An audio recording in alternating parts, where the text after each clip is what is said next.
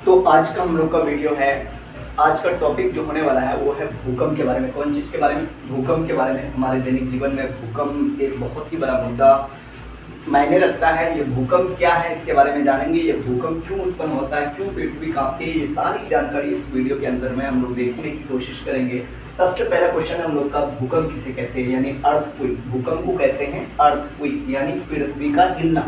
पृथ्वी का हिलना ही भूकंप कहलाता है। तो देखते हैं कि भूकंप किसे कहते हैं। तो पृथ्वी की प्लेटें, हम लोग जानते हैं कि पृथ्वी जो है वो प्लेटों में, अलग अलग प्लेटों में बटा हुआ होता है। तो वो प्लेटें हमेशा गति करते रहता है, घूमते रहता है। यानी तो पृथ्वी की प्लेटें हमेशा गतिमान रहता है।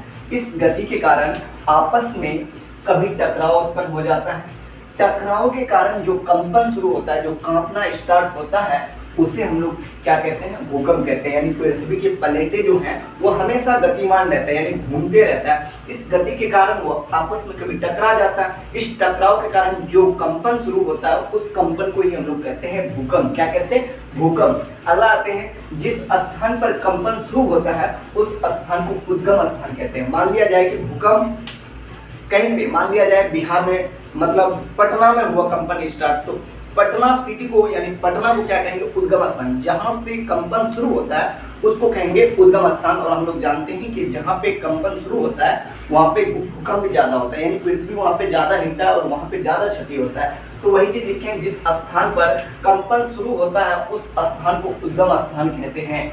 अगला है हम लोग का, उद्गम स्थान पर सबसे अधिक कंपन होता है। जहां पे उद्गम स्थान हो, यानी जहां पे कंपन होना शुरू करे, उस स्थान में सबसे ज्यादा कंपन होता है। अगला, भूकंप तरंग के रूप में चलती है, यानी तरंग यानी लहर के रूप में, वेव के रूप में चलती रहती है और वो पृथ्वी से उद्गम स्थान से दूर जाते रहता है। तो यहाँ पे है कि भूकंप तरंग के रूप में चलती है। भूकंप के 3 तरंग होते हैं। कितने तरंग? भूकंप के 3 तरंग है। पहला जो तरंग होता है पी तरंग।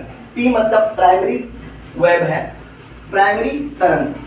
प्राइमरी तरंग जो है उसका स्पीड जो होता है 6 किलोमीटर प्रति सेकंड, यानी 1 सेकंड में 6 किलोमीटर चल जाती है। यानी क्षति वहां पे सबसे कम होता है। एक चीज याद रखना कि जिस वेव का स्पीड जितना अधिक होगा उसमें क्षति यानी नुकसान सबसे कम होगा। ये उल्टा हम लोग को समझना है। अगला तरंग है सेकेंडरी तरंग। सेकेंडरी वेव मतलब एस तरंग जिसको कहते हैं, उसका 3.5 किलोमीटर पर सेकेंड, यानी 3.5 किलोमीटर प्रति सेकेंड के स्पीड से चलता है। कौन?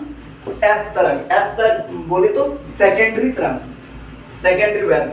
तो इसमें क्षति औसत होता है, यानी ज्यादा भी नहीं और कम भी नहीं, ज्यादा कम भी नहीं और ज्यादा भी नहीं। किसमें? यानी एस तरंग में। लेकिन पी तरंग में क्षति सबसे कम होती है, क्योंकि इसका स्पीड सबसे ज्यादा होता है। जिसका स्पीड चलने का सबसे ज्यादा हो उसमें क्षति सबसे कम होती है। एस तरंग का 3.5 किलोमीटर प्रति सेकेंड के दर से मतलब चलता है, इसमें क्षति औसत होता है, यानी मीडियम होता है। अगला हम लोग का एल तरंग। L for love, L for love, love तरंग। यानी इस तरंग का जो खोज किया था उसका, उस वैज्ञानिक का नाम है लव, एचडी लव। क्या नाम था? HD love. इसीलिए उस तरंग का नाम रखा गया एल तरंग, एल वेव। इसका स्पीड जो होता है 1.5 यानी 1.5 किलोमीटर प्रति सेकेंड, यानी 1 सेकेंड में 1.5 किलोमीटर चलती है तरंग। और इसमें सबसे अधिक क्षति होती है, क्षति सबसे अधिक, क्योंकि सबसे कम स्पीड में जहां पे चलेगा तरंग वहां पे क्षति सबसे अधिक होगा। इसीलिए एल तरंग में सबसे ज्यादा क्षति होता है। किस तरंग में? एल तरंग में। भूकंप का मापन, यानी भूकंप को जो चीज से मापते हैं हम लोग, तो भूकंप का मापन रिएक्टर या सिस्मोग्राफ के द्वारा किया जाता है। याद रखिएगा कि अगर भूकंप की एक पक्ष का मापन करेंगे हम लोग तो रिएक्टर स्केल का किया जाता है, और होल पूरा चीज को अगर करेंगे तो उसमें सिस्मोग्राफ का किया जाता है। इसीलिए हमने ऑब्जेक्टिव में लिखा चुका है कि भूकंप का मापन रिएक्टर या सिस्मोग्राफ के द्वारा किया जाता है। अगला है, भूकंप के 2 कारण होते हैं, यानी भूकंप जो आता है उसका 2 कारण है। मेन जो कारण है, 2 कारण है। पहला प्लेटों के रगड़ने के कारण, जैसे कि हम लोग जानते हैं कि प्लेट होता है, पृथ्वी प्लेटों में विभक्त होता है, और प्लेट जब रगड़ा जाता है, एक दूसरे में रगड़ खाता है, तो उसमें क्या होता है? कंपन शुरू होता है। और दूसरा प्लेटों के टकराव के कारण, यानी आमने सामने से, एक इधर से प्लेट आया, एक इधर से आ गया और दोनों में टकराव हो गया, जो कंपन शुरू हुआ उसको भूकंप कहेंगे। तो भूकंप जो आता है वो मेन 2 कारण से, एक प्लेटों के रगड़ने के कारण और दूसरा प्लेटों के टकराव के कारण, 2 कारण से भूकंप आता है। तो प्यारे बच्चों, हम लोग जानते हैं कि जब भूकंप आती है तो उससे जान और माल बहुत सारी चीज़ों की क्षति होती है। तो उससे बचाव के लिए हम लोग को कुछ उपाय करना चाहिए, हम जो बताने जा रहे हैं अभी आप लोग को। तो उससे बचने का उपाय सबसे अच्छा है कि अगर आप घर में हैं तो फौरन घर से बाहर चले जाइए। जब भी भूकंप आए तो आप खुले स्थान पे चले जाइए। अगर आप खुले स्थान में नहीं जा पाते हैं तो मजबूत टेबल या चौकी जो होता है उसके नीचे में छुप जाइए। अधिक मतलब सुरक्षा के लिए अपने सिर पर तकिए का इस्तेमाल कीजिए, यानी सिर के ऊपर तकिया रखिए।